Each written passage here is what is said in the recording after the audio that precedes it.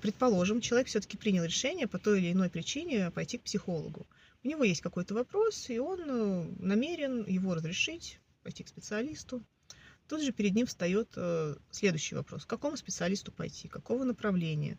И если у него нету под рукой какого-то друга, приятеля, там, родственника, который уже прошел, имел какой-то путь, да, терапии, какой-то опыт, и предположим, что он был положительный, и человек просто берет телефон специалиста и, в общем-то, идет. Ну, такое тоже возможно, но это не всегда так.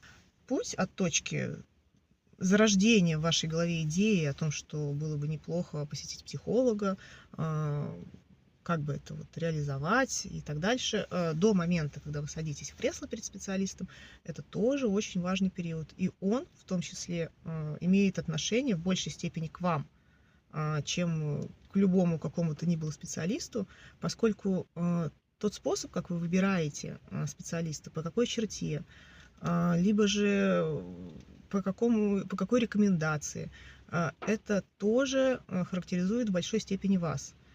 Поэтому прошу не быть очень строгими к себе и не пытаться максимально сократить путь прихода к специалисту с момента зарождения этой идеи.